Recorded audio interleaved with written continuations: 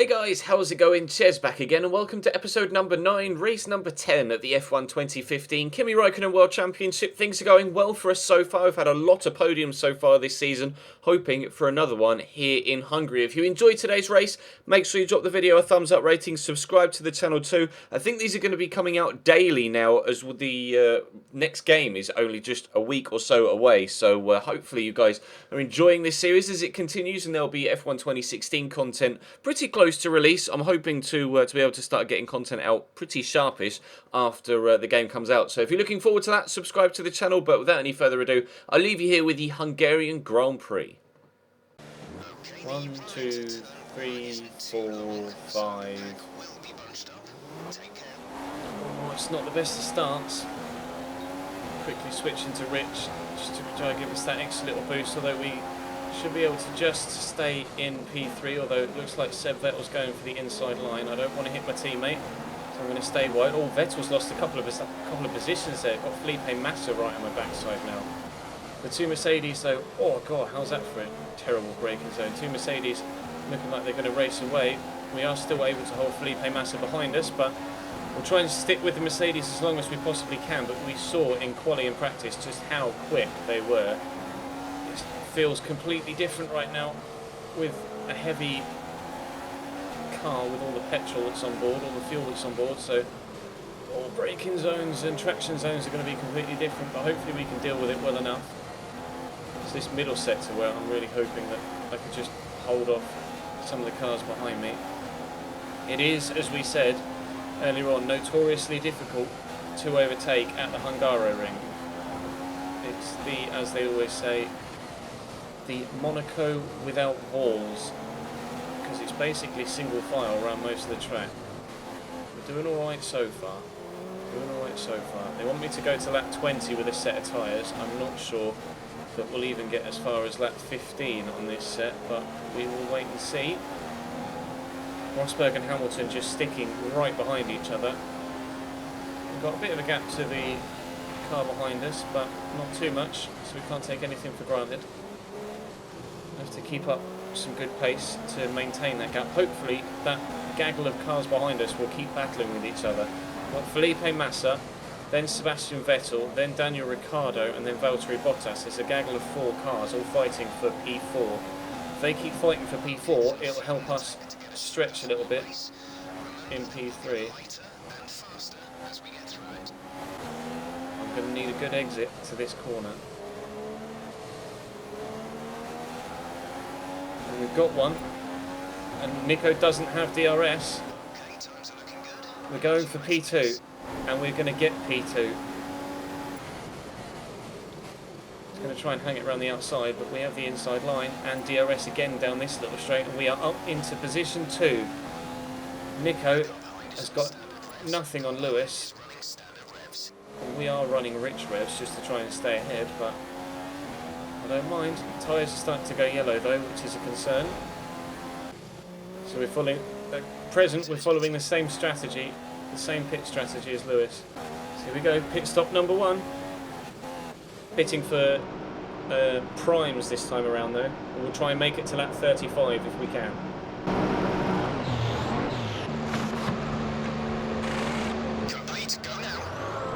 That's a quick stop, 2.3 seconds, pleased with that. Wants me to go to lap 46, but I tell you now, that is not happening. That's Nico ahead of us. So that stop has cost us track position for now, but I'm playing the long game here. It wants me to go to lap 46, which is 30 laps. I'm trying to do 19 laps. The aim is to do 19 laps on this set of tyres and then pit around about lap 35. Well, I don't know whether to fight hard with Ricciardo and Seb, or whether to just not give them too much of a battle, because we're trying to make our tyres last. I'll take your advice on that in the chat. What do you think? Like, should we really fight tooth and nail to hold track position, or should we just, if they go for a move, maybe give them a little bit extra room just to ensure there's no contact and we do as minimal damage to our tyres as possible? I need a good exit here.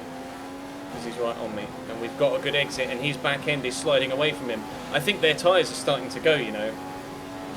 I think their options are starting to just get to that point where they're letting out a little bit more grip than he might necessarily want.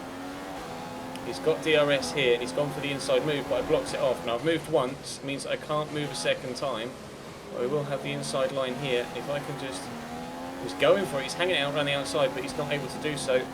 And hopefully Seb can slow him down now. We've kind of backed Ricciardo up into Sebastian Vettel, so now the two of them are going to start battling, and that will give us a bit of a breather. Seb and Ricciardo are in the pits. Seb and Ricciardo in the pits. And I think this might be Lewis coming out. It is, so Lewis's pit. So basically, Lewis's pit, and he's now right in front of us. And his gap was about, his lead was about 21 seconds. So you need that. Basically, a pit stop is worth about 20 seconds here. About 20 seconds. Well, lap 46 isn't going to happen, but let me share with you what I've been contemplating since about lap 22. If we can get to lap 38 or 39, we can finish the race on 2 sets of options rather than having to run the primes again. We know we can do 16 laps on a set of options that we used in qualifying as well, so theoretically we can go at least 32 laps. We can go at least 32 laps on 2 sets of options that we have left in our pit box, meaning I can get to lap 38 or 39 on this set of primes. Then we will be able to run to the finish on 2 sets of options and not have to run another set of primes to ensure we reach the end of the race, which will mean we will be quicker, which will mean when Nico Rosberg has to eventually switch to the primes towards the end of the race, we'll be quicker than him. So it will be, theoretically, it will be exactly the same as Silverstone, just roles reversed. I'll be chasing Nico down as he's on wearing old prime rubber, and I'll be on the quicker softer tyre. Right, so here we go. Pit strategy is being executed now. Pitting for soft tyres, and we'll try and run 2 sets of options to the end. If our maths is correct, which I think it is.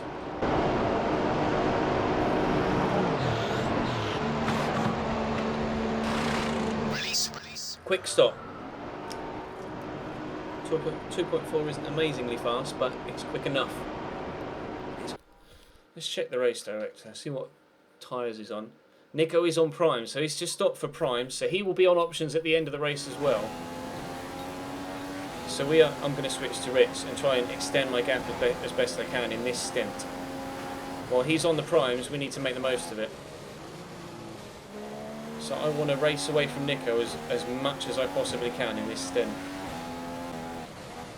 Oh, they're both pitting, there you go, they're both pitting, Ricciardo and Vettel in the pits. It's a shame, I was looking forward to overtaking them on the track, to be honest, but never mind. Right, 11.2 to Lewis, but I think all of his pit stops are done now, and this is our final stop, and it's 4 point something to Nico, but I think he needs to stop again as well. If he doesn't, then we're chasing him down to the end, but here we come into the pits for the 3rd and final time. I'm going to go to options again. Strategy was indeed option, prime, option, option. 2.5 second stop. Was that Nico pitting behind me as well? I think Nico just pit with me. Nico Rosberg just pit with me. So we are basically racing him till the end of the race. I don't know whether Ricciardo and Vettel need to pit again. If they do, then we don't need to worry about catching them at too quick a rate. If they don't, then we need to get a move on. So if we can get past them cleanly, we will. If not, we'll just sit and wait and see if they pit.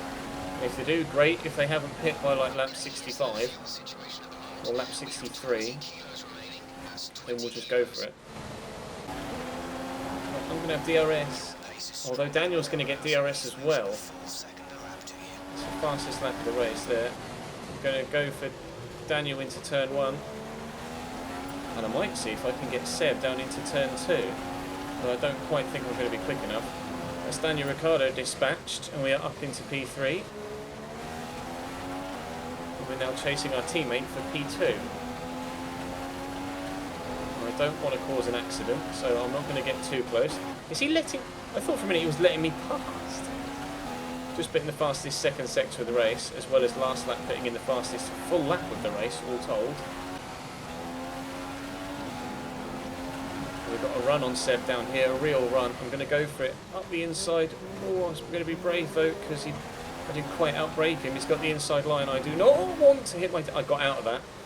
I had to get out of that. He came shooting across on the racing line. We would have had an accident if I didn't pull out of that. But I will get him down this start-finish straight, so it's not too bad. We've got a run on him before we're even going to get to the DRS line. And then with DRS and softer compound tyres, we're just going to blitz past him. Sorry, Seb, but I want that second place, thank you very much. You can see from the minimap, Nico and Daniel are still very close to each other. I think one of them's pit.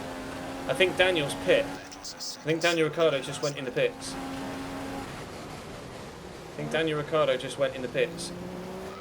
Gap to Lewis now, 2.8 seconds. Why is Lewis 2.8 seconds? Is he pit again? Lewis pit again. Hold the phone. I mean, our tyres are wearing, and he'll be on brand new rubber. But the gap... Is that Lewis just there? Ahead of the ahead of the Manor. Lewis Hamilton has pit for a 4th time. Lewis has got the rubber to be able to just pull away from us, unfortunately. Our tyres are too far gone to be able to catch him. He'll have a brand new set and we'll be on worn options. So Lewis is still going to win this race. It's just that it's not going to be by as large a margin as we expected it might be.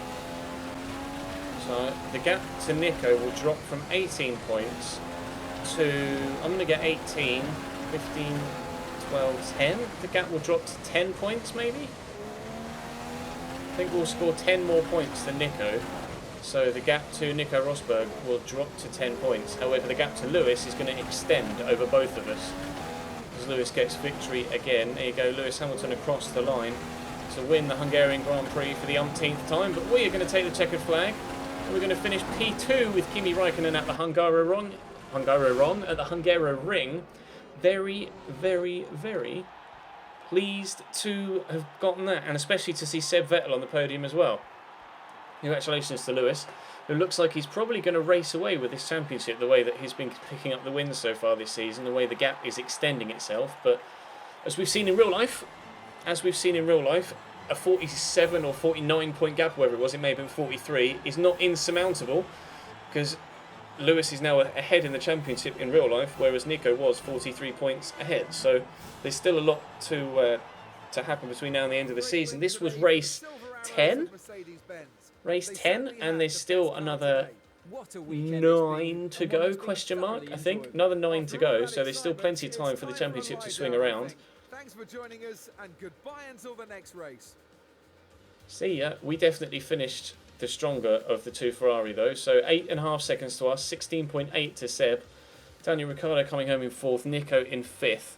Although had he pit one fewer time, which he could genuinely have done, we would have been battling him right at the death for that P2 spot. Bottas 6th, Kvyat 7th, Massa 8th. Points for Checo in 9th, and Carlos Sainz gets a single point for Toro Rosso. And the constructors, not the constructors, the drivers looks like that. The gap is now 10 points between ourselves and Nico, but it's a full 36 from us to Lewis. Lewis is a full 26 ahead of Nico, but like we say, still a long way to go, a very long way to go. And in the constructors, 81 points is the gap. It's closed slightly, but it's still a rather considerable gap. So we'll be back tomorrow for the Belgian Grand Prix at Spa. If you're watching on YouTube, make sure you drop the video a like, subscribe to this second channel to make sure you get all of the highlights here. Follow me in the description down below on Twitch as well if you want to watch the streams live. But it is going to be the Belgian Grand Prix next, so if you are watching on YouTube, I'll see you next time.